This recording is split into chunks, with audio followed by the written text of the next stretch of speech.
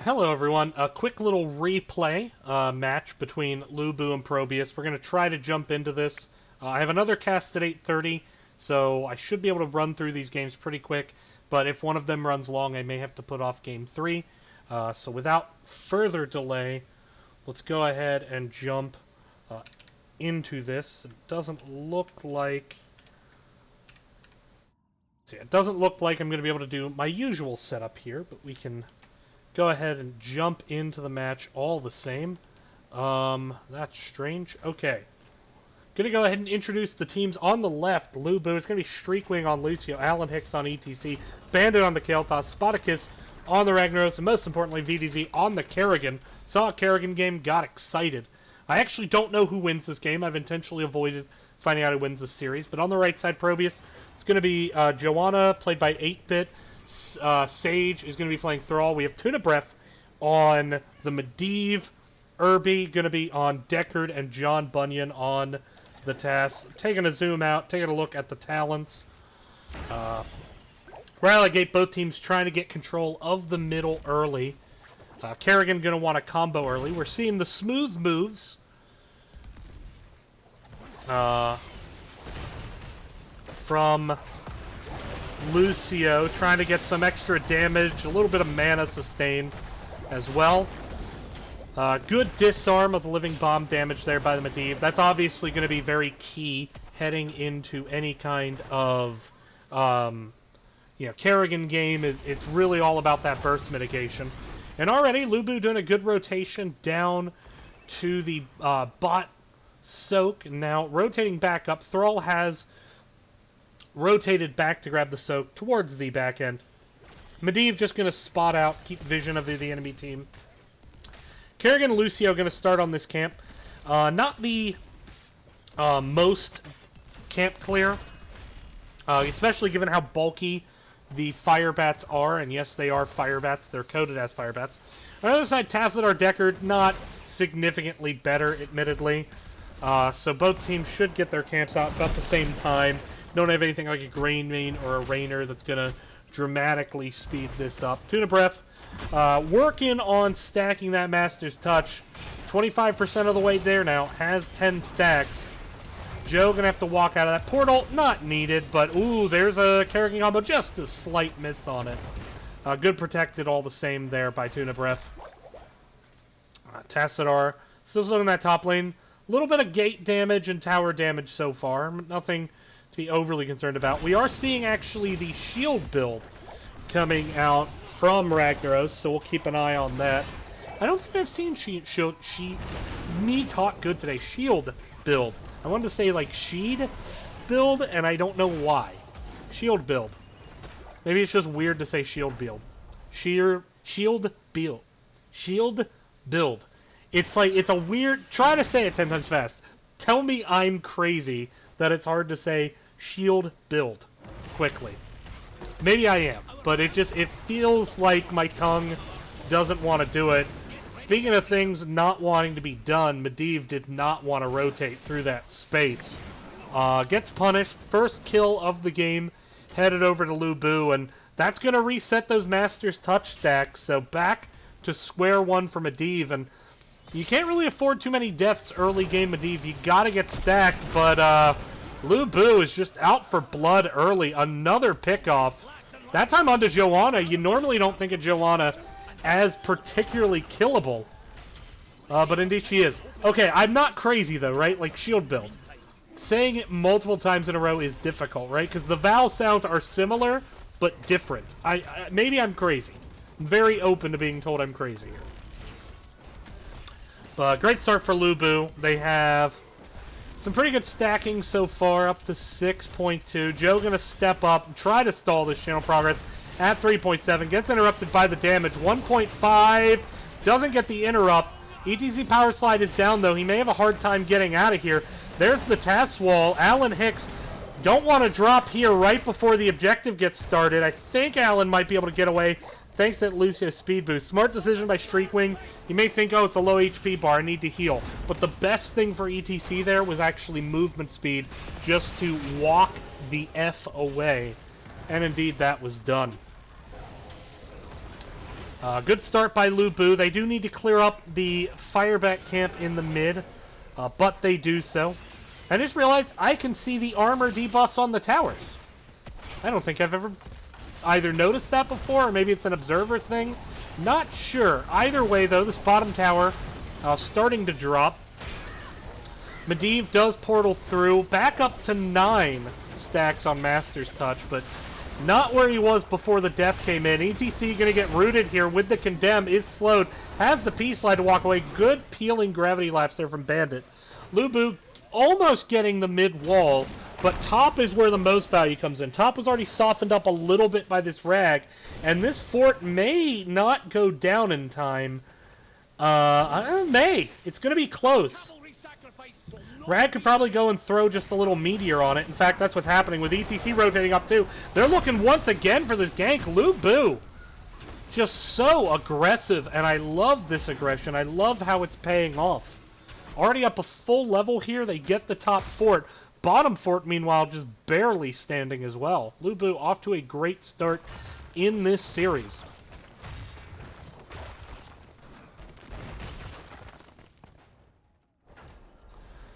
Then some damage onto the bottom towers here from ProBUs.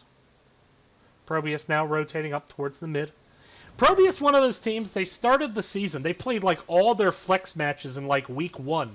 It was like they had twice as many games as most of the teams in their division by like week 4. And it really made it hard to kind of see where they were in the standings. They didn't have the best start to the season, but late in the season we've been seeing them kind of start to find that end season form they found the last few seasons. You know, they've always been just an incredibly dangerous playoff team. I think they went all the way to divisional finals, or at least maybe it was divisional. I can't remember if it was coastal or they did go all the way to divisional, but as a 6 seed one time. So they're one of those teams that when they get into form, you definitely don't want to see them in the bracket. LuBu, meanwhile, has had a really good season themselves, especially getting that win over Wood League. That was a big match win for them. Set them up nicely to be in position to control the 1 seed, but they can't afford to look past ProBUs here in this game. Bosses now being taken by LuBu. They took the bottom boss, which is currently being cleaned up. ProBUs needing to clean that up. They have lost 2 forts now, so that passive XP going to start exacerbating this XP deficit that ProBUs currently finds themselves in. Top boss going to also exacerbate this objective, as now they have to choose whether or not they can afford to leave this giant, and given that, you know, they have already lost their fort completely, I don't think they can. So that will be significant channel progress to LuBu here. I think at this point you need to get on this boss quick. You need to try to get it down to about half health, and then let Keep Towers finish and get bottom. As right now you only have 30 seconds to interrupt this objective. And since top lane is already going to be pushed, that objective will be even more dangerous. Pair that with they're not catapults on this map, they're like trolls or some shit, I don't know. Rag actually going to clear up the spot lane. Rag is kind of in a questionable spot if ProBUs wants to turn onto it. There's a Mosh, great interrupt from the Sunder. Streakwing is low there. Does not have Sound Barrier for 4. 2 kills though, but Kerrigan going to get traded out on. But that's a 3rd kill in the back onto Tassadar. Meanwhile, Rag has Molten Core, was helping in the fight in that way. 8-Bit gets bodied like nobody's business. Joanna goes down 4 for 1 trade, and channel progress has been completed. This is a pretty devastating start for LuBu. It's going to be insane if somehow this gets turned around. Medivh at least survived, but he's not even at half on his Master's Touch stacks. He's not there just yet.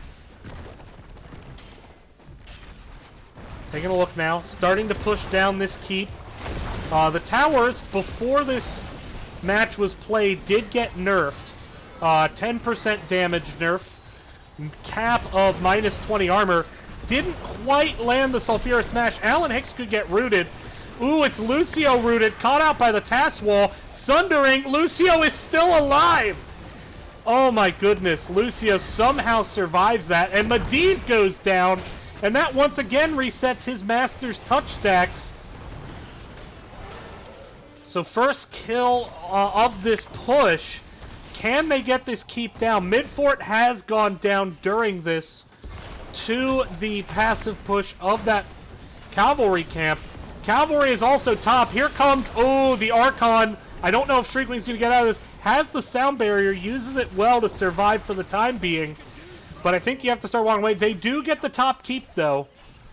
But in the meantime, taking a look at the collateral damage. Mid wall softened up, top wall completely gone. With actually a lot of archers on this keep. That needs to get cleaned up ASAP by the members of ProBUs. And LuBu just really off to a great mid-game after a fantastic start in this game. And, you know, when you're running these Kerrigan comps, that's what you look for. You need to get a lot of value in the early game with that burst, with that CC combo, and then just keep your foot on the gas. Never give the enemy an opportunity to recover. They grabbed their Firebat camp and put it into the lane. Boss is up in 40, so it looks like they just want to push bottom with this.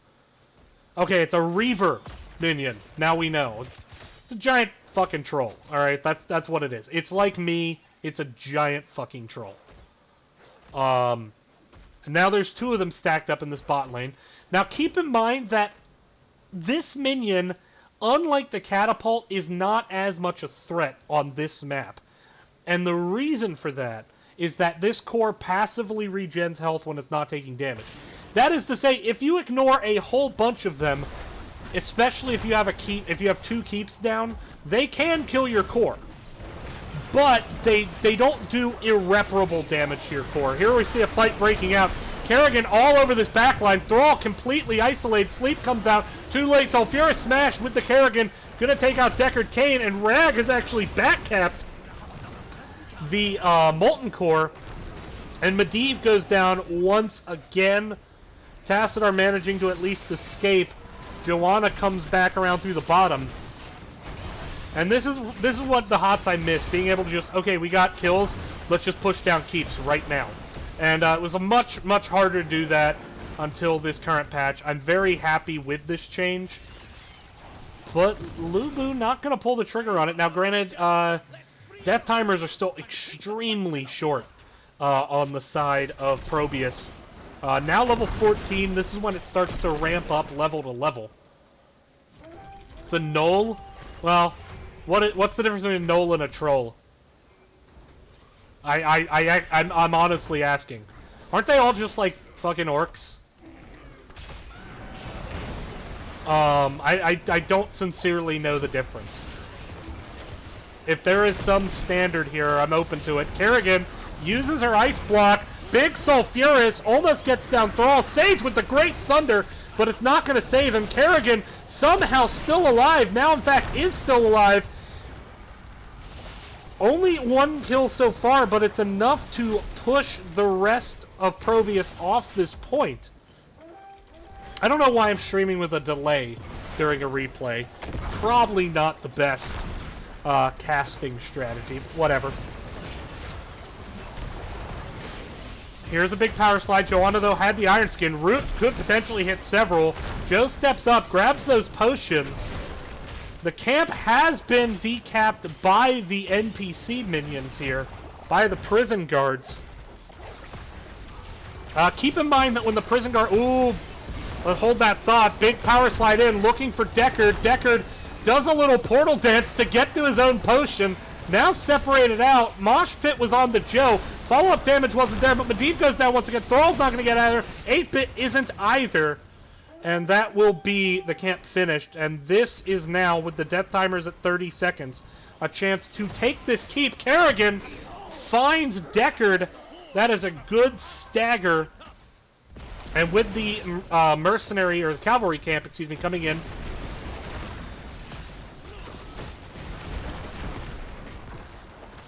this looks like GG. 4 level advantage, 16 to 1 kills. Absolutely dominant game 1 here. by LuBu, and this is really the excellence that we've come to expect from them this season. We'll have to see if ProBUs gets it back in Game 2, maybe gets us to a Game 3. I don't remember how many games the series are. I've intentionally avoided remembering. Because I wanted to replay cast this. Trolls are like elves before they become... Yeah, this is not helping me. You are... this is not helping. Okay, I thank you for your attempt, Falconer. With that, big focus onto the core. It has no armor. It's down.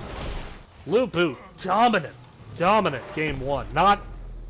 Start to finish, just never looked like there was anything ProBUs could do. But, it is a best of 3. So with that, we're going to see if... Why isn't my thing updating? Update. Oh, that's because I have that wrong. There we go. Alright, so 1-0 to LuBu. I'm going to take a brief break while I get set up for map 2. Stay tuned. We'll be right back. And sorry, well, I guess I can do... Here's your post-game results. I can't... it's not going to show that when I leave the replay. So, real quick. Can't really blame Deckard for the healing numbers. People were just dying too fast. Actually did fairly well, given how bursty the opponent comp was. VDZ, 14 KDA. No one else even dying on the side of LuBu. I mean, it's hard to say much about this game other than it was just very, very dominant. But we're going to take a brief break. We'll be back for Game 2. Stay tuned.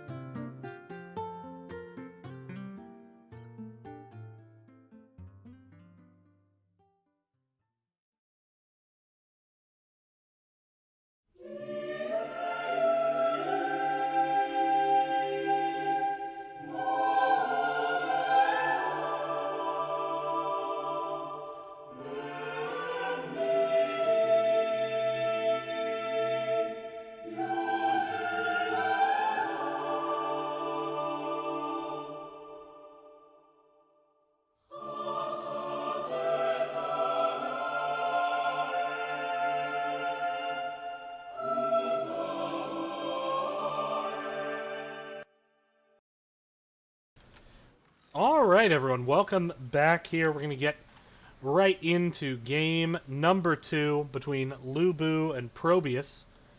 Go ahead and introduce the teams once again. On the left side is LuBu. It's going to be Streakwing on Stukov, Alan Hicks on Joanna, Bandit on Gul'dan, Suikoden on the Rainer, and up in the top it's Spoticus on Chen. Suikoden subbing in for VDZ after that first game. 8-Bit going to be on ETC for the members of ProBUs, Tuna Breath on Lunara, Jun Bunyan on Tass, Irby, I hope I'm saying that right, Irby on Deckard, and up in the top on the Imperius, it is Sage.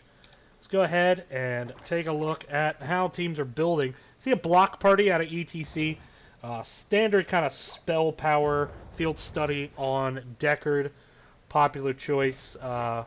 Going with kind of the duelist build, at least I believe that's what Burn the Imper is for. It's kind of more of a duelist, if I remember. Which makes sense in the top lane. Tassadar going with that Q build. On the other side, we got a Corruption build out of Gul'dan. Stukov with the Spine Launcher. It's going to give him a lot more PvP damage at the cost of PvE damage. Ace in the hole from Rainer will actually pair well with those Stukov and Joanna slows. Let's see if we get a better showing out of ProBUs game 1. LuBu just looked untouchable in that first game. I do not know if this series goes to a game 3, and I hope to be surprised, so no spoilers in chat, please. The way we set up our replay folders, each game is in a separate folder, so you don't know if a game's actually in the folder until you open it. It's like a present on Christmas. And like most Christmases, many of my boxes were empty.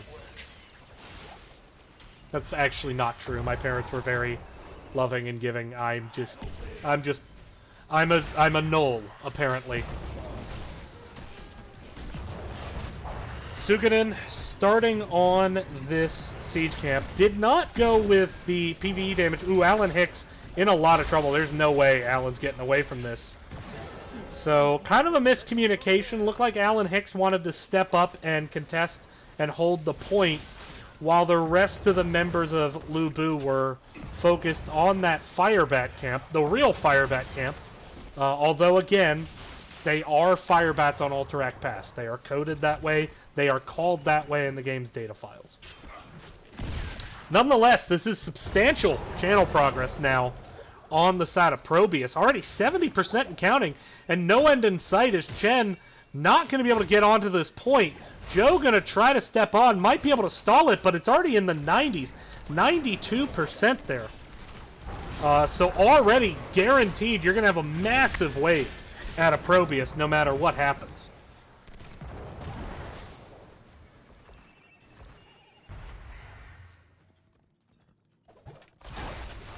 So now,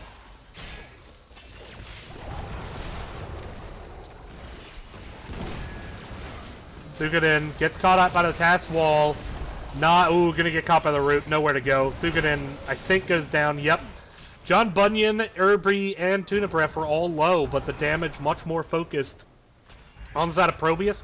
Which, granted, when you have a Gul'dan, your damage is naturally going to be more spread out, more distributed, because that's what Gul'dan is. Gul'dan's AoE player. Meanwhile, Chen's health bar is low up in the top. Looks like this lane is certainly being won by Sage at the moment. We'll see if that continues. Joe desperately trying to hold this point, but it is a 3v4. Tasswall going to zone out the members of LuBu, and I think ProBUs should be able to get the 100-0 Zerg wave here. Will, in fact, do just that. So taking a look, here comes that Zerg wave. Up in the top, nowhere near as sexy as Zerg wave.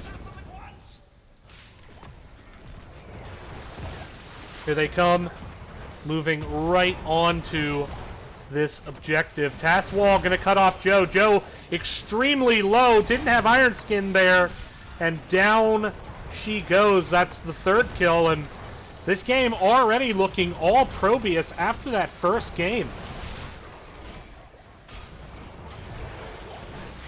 ProBUs with already a big lead.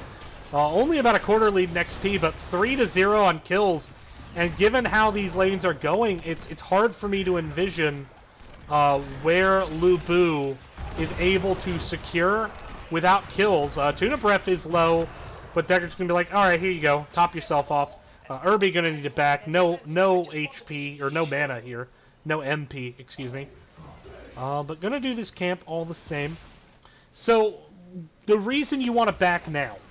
You don't need your healer here to do this camp. There's nothing being done on the map. That's the perfect time to Hearth and get mana. Your healer should always look for opportunities to do that. Just some general advice, but otherwise, ProBUs doing extremely well at the moment. Playing the map very, very well.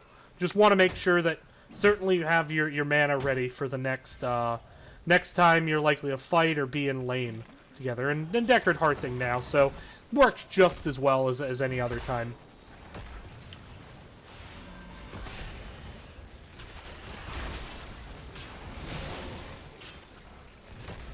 Alan Hicks, once again, just kind of isolated, needing to step up and clear the lanes, but with just so much CC pressure from that ETC.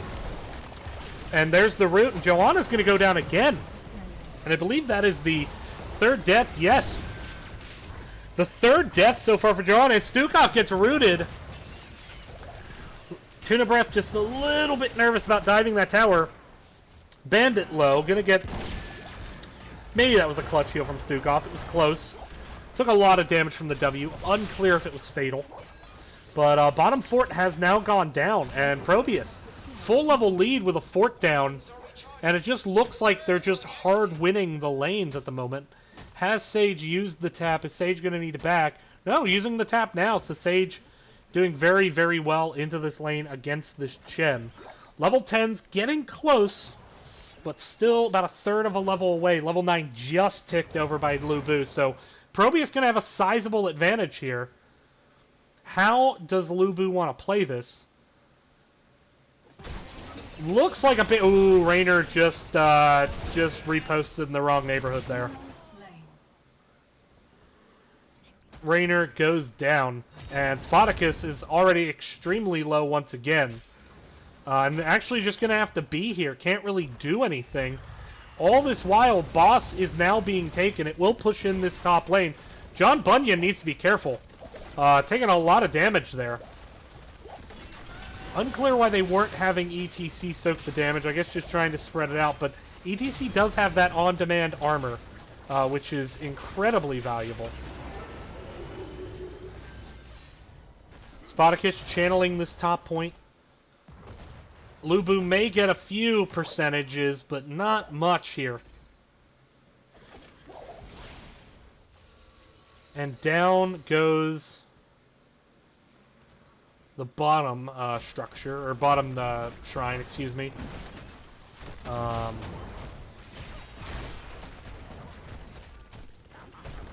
by Shadow is not that bad if you're going into a into an E build. I actually quite like it.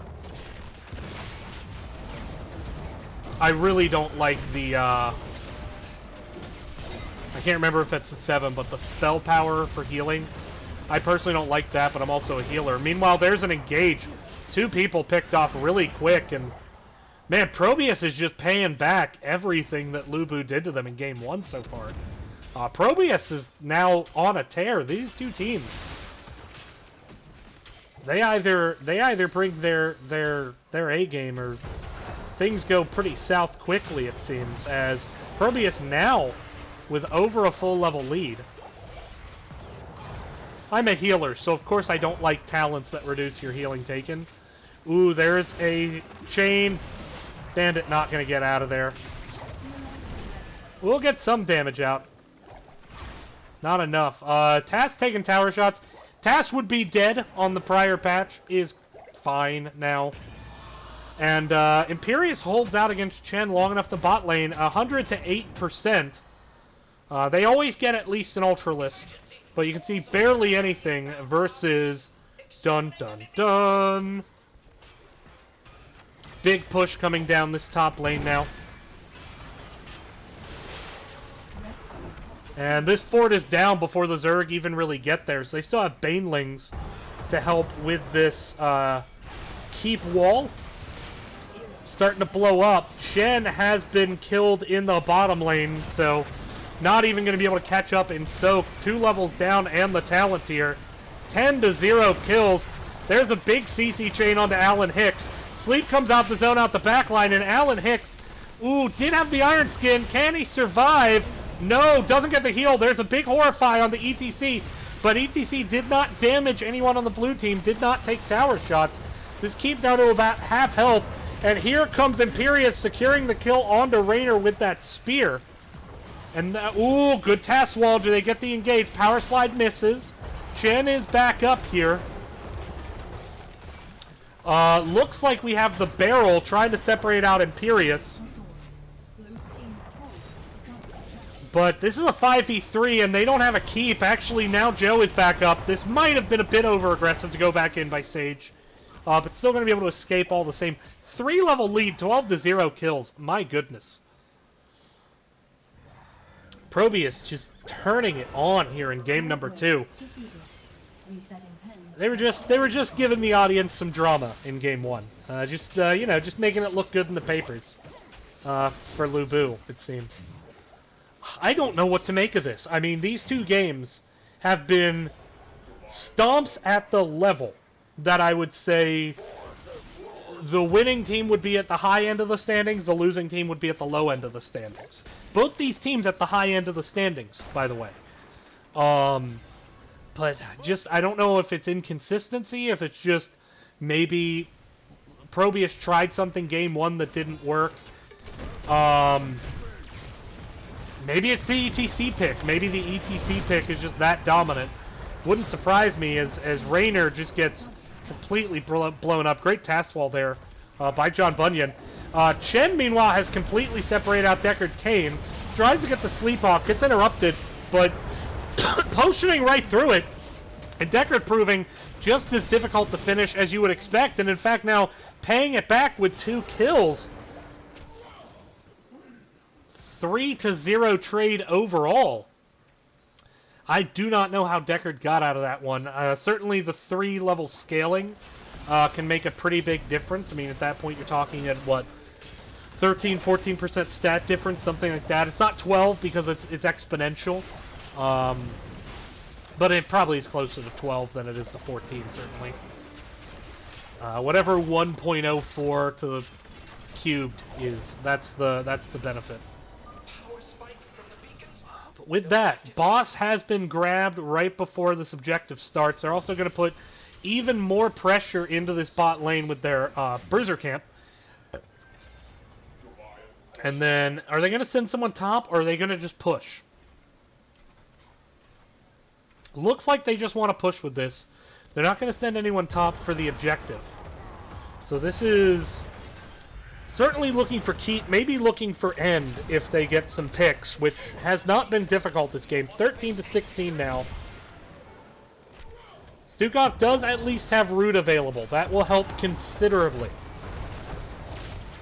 They don't have any super consistent CC to follow up on, but if you practice it, you can certainly follow up on Condemn. Hyperion being used to chunk down this boss, and it looks like ProBUs just says, all right, we get the message. We got an ult there. We got about a third of your court or keep. We're just going to go back. We're going to go ahead and grab these objectives. Meanwhile, ProBUs still down a talent tier, but this is the point where you just can't afford to wait. Alan Hicks going to step up, gets dismounted by the face melt from ETC. There is the Blessed Shield. Horrify comes out, but the damage just not coming onto ETC fast enough. Meanwhile, Imperius is just absolutely lighting up this back line. Streakwing down below 400 health. Chen has to peel back. Gul'dan and Stukov, though, go down. And Imperius absolutely made that fight. And now it looks like Alan Hicks is not going to be able to escape. I don't think Raynor gets out of here. Maybe he does. He does. Chen is going to try to get some stall, ring around the rosy. Let's see if ProBUs sends someone top, or maybe they go for core here. I think it's a bit early, given the enemy's level. Stukov and Joe are up in 8 seconds. They don't have the most core damage. They do have Lunara. Did Lunara go Nature's Culling? She did. So actually has a lot of core damage, and I'm an idiot, is what I was trying to say. But gonna just not pull the trigger there, and I like this decision. They have a very healthy Zerg wave, and they're just gonna push this in bot. This keep is already softened up. Colby, do not jump up on my bookcase. No, Colby. Colby! My cat is being bad right now. No. Oh, there's a big task wall. Joanna goes down. And that will probably spell the game. These Ultralists still fairly healthy. The Hydralists also increasing in number with these Corruptors here, or Guardians here in the back. I guess they're not called Corruptors, although they look kind of like them. And this core, shields are down. It is falling so fast. And wow. Okay, so what we learned from game one is that LuBu is just completely beyond ProBUs' level of play. And what we learned in game two is that ProBUs is completely beyond LuBu's level of play. So I have no clue what to make of this. Colby Bear listens. He's an okay cat. He listens. He ignores me sometimes, but he's behaving. Here, real quick. Get some cat cam going. See, he's just sitting on the back of the chair being a good little furry boy, isn't he? Yeah. So he's earned some pets because he listened to Daddy. Isn't that right? Yeah. Yeah, he's a good boy. With that, quick look at the stats here. Here are the talents you can see. Once again, just a short game. Both games have been rather short, 16 to 13. Man, tough game for Alan Hicks. Just the task walls, the power slides, the Deckard roots. It seemed like the Iron Skin was never up when it was needed most. On the other side, though, oh my goodness. I mean, 20 to 0 is substantial. Imperius really making a lot of... I mean, had some individual kills as well. Just a dominating effort. So we'll see what happens game 3. I don't know what to make of this series. But we'll be right back. Stay tuned.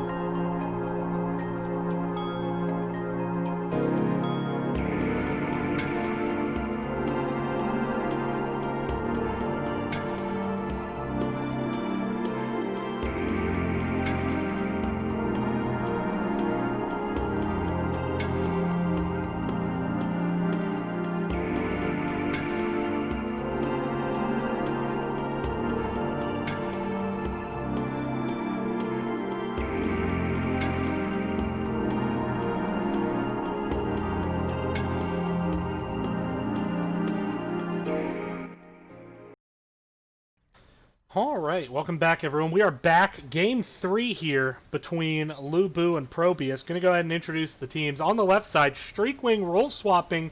Gonna jump onto the now buffed Cassia. Alan Hicks back onto Joe. Bandit back onto Kel'Thas from game 1. Spartacus onto the Thrall. Suikoden, a healer back last season, back onto healing with Malfurion. On the right side, ProBUs ProBUs is basically drafting the same comp. The only change is going to be John Bunyan moving on to Jaina. I'm going to guess Tass was banned in draft, although I don't have view of the draft or the bans. But that seems like a safe suggestion to me that that is what happened. But now, Dragonshire going to be the pick. Once again, the replay files don't say who was first draft pick in any clear way. Certainly, it's buried in the data, but not easy for me to grab while I'm doing these. ETC once again grabbed by 8-Bit. It has won both games in dominant fashion. Game 1 in the hands of LuBu. Game 2 in the hands of ProBUs. Very macro-style map. These teams picking maps that aren't as brawly as they are skirmishy. Now, Braxis is brawly in the solo lane. I should correct that. Or in the bottom lane. But normally it's 4v4s rather than 5v5s. Same with Alterac. You don't tend to get 5v5s until the objective is up. You get a lot of 3v3 skirmishes sometimes, as there's a lot of times trying to side soak. This map tends to favor the team with better communication, dramatically so. And both teams now with their siege camps in the bottom lane. It's a very communication-intensive map. You know, you want to make sure that you don't lose both shrines without having someone mid to stall. Speaking of which, Joanna is currently mid. Passive soak in the lane. Tunabreath's just going to throw out some damage, be like, hey, you know, check yourself. Now, I have not seen the reworked Cassia in any match, but that was because it was dog shit. And now it's been buffed back to a real hero, but that was an insanely quick cap. Before we even noticed it, just didn't seem like Alan Hicks wanted to pull the trigger on any one particular role. Either down in the bottom with the team pushing in the objective, or side soaking in the mid and stalling the cap. Didn't really do either there, and it's kind of a misplay here for LuBu, as this dragon immediately pushing in this well, but it's dropping really quick, down to 7% health. Tries to move up for Luna. Suganin, meanwhile, very low mana. Might need to back. But Sage just seemingly winning these solo lanes very hard on this Imperius. It's been played very well this series.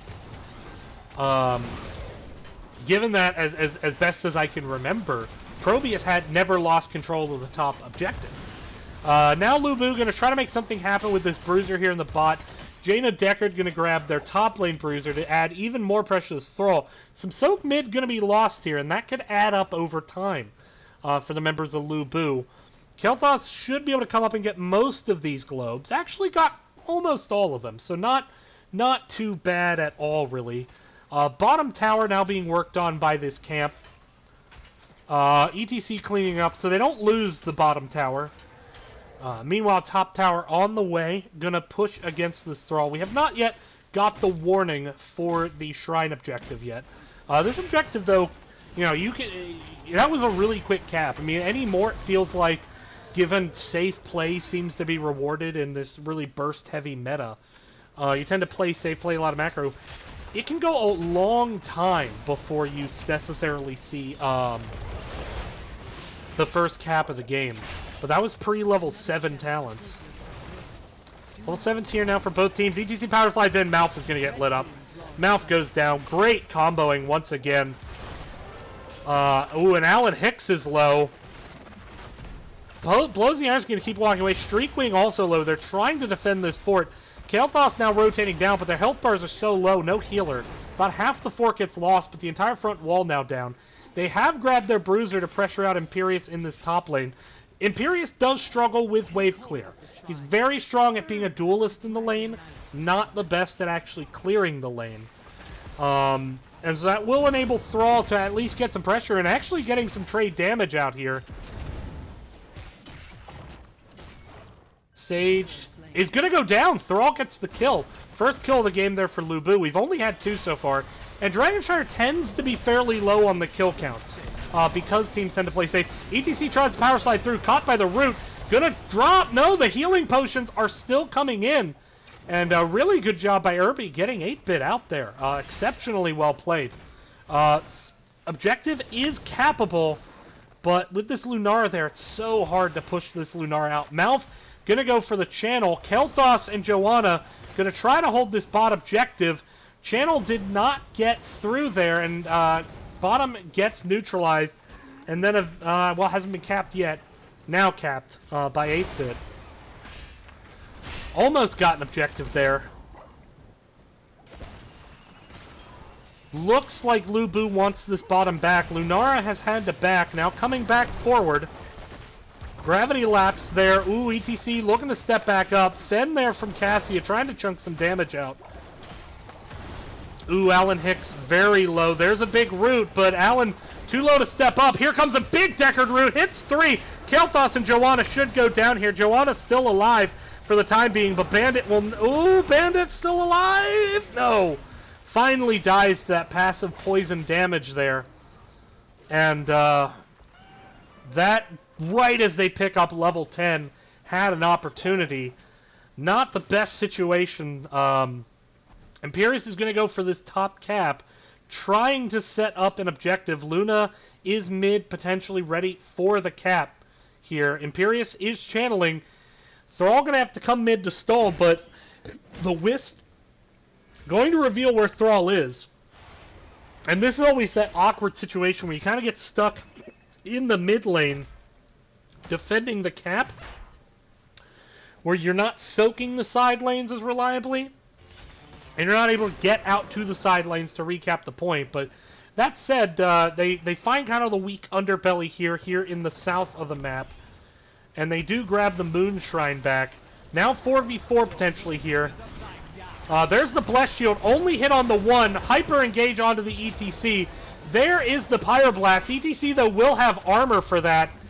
And that's not going to get it done.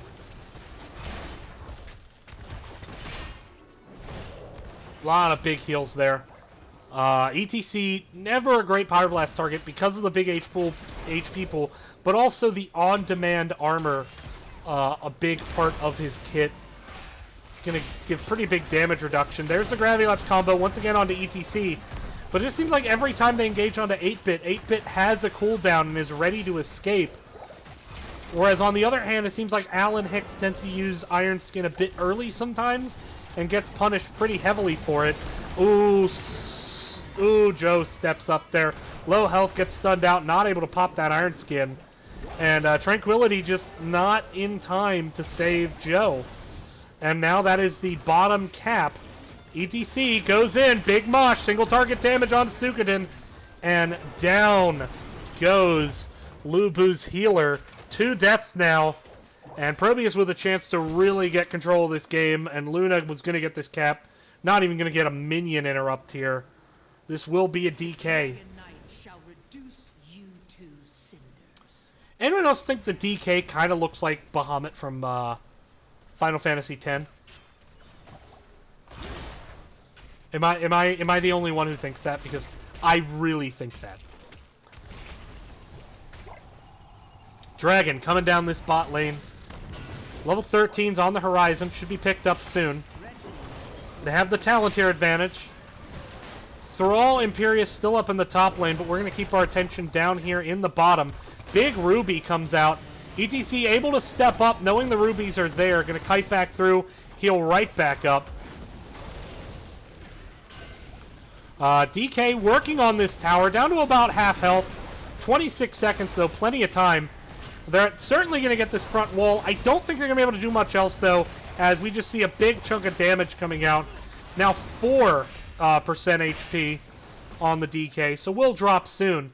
Thrall, meanwhile, having a backup in the top lane. Sage has just been seemingly winning all of these duels. Now going to rotate mid, help out here, maybe push in, maybe get these towers at least.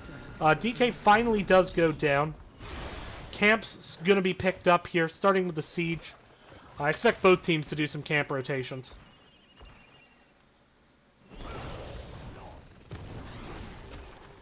Don't want to watch us in Game 1. Yeah, if you're a ProBUs fan, you definitely don't want to watch Game 1, because as one-sided as this game currently looks, and it's not too bad. They're down a fort, but they are down keep wall. They are down 4-1 kills. Like, game 1 and 2 were hilariously one-sided for different teams, and I'm not sure what. He looks like Bahamut the Caster. He doesn't have the beard, and frankly, he has more hair than Bahamut. I can make that joke. I'm bald too. Back to the game.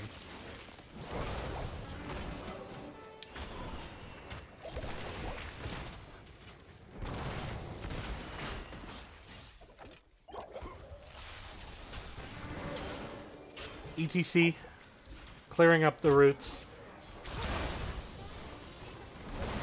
Ooh, Spartacus comes in on the flank, getting picked out here by Lunara, but 8-Bit this time might actually go down. No, every time it just seems, 8-Bit should go down this time?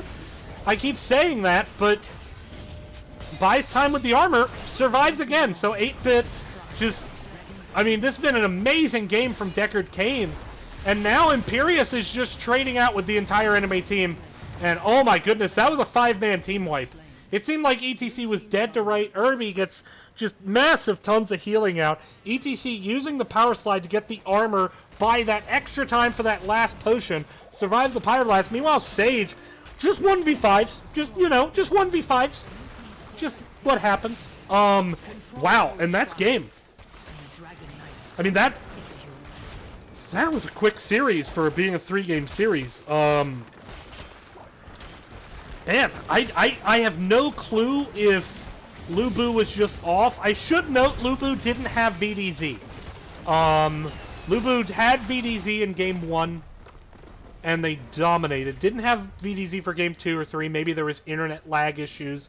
Could have upset their synergy maybe a bit. I know Suikoden's a good healer, but it just seemed like Alan Hicks just wasn't really there on Joanna tonight. And I don't say that to be mean, but really struggled in game 2. And once again, this game just didn't feel like the engager there. And, you know, the only kill we saw was Thrall. It seemed like every time LuBu would get a big engage onto ETC, and ETC would just disengage it. And so they get the big 5-man wipe, and they just go core and end off the keep being down.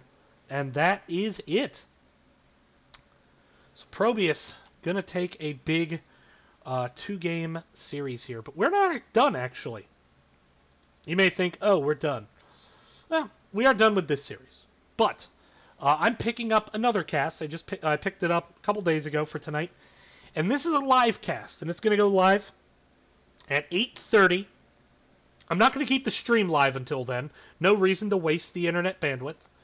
But the stream will go live at about 8:25. I'll have some kind of video game music going. I'm quite liking the Final Fantasy X. Maybe I stick with it. Give me your thoughts on that as take a look at those talents for you. Irby's Deckard was phenomenal. Absolutely phenomenal in the last 2 games. Truly fantastic. But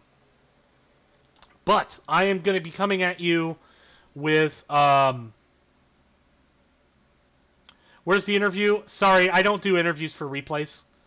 Also, I need to get some water before our next match. Because I am doing a live cast. I find it's awkward to do interviews with replays. But with that, we will... Just because I'll ask them questions like, what were you thinking in Game 2? And they'll say, I don't know, I don't remember. Because they won't, and it's reasonable they don't remember. But, be bringing you Bugin Squad versus Roomba rotations here in about 20 minutes. I will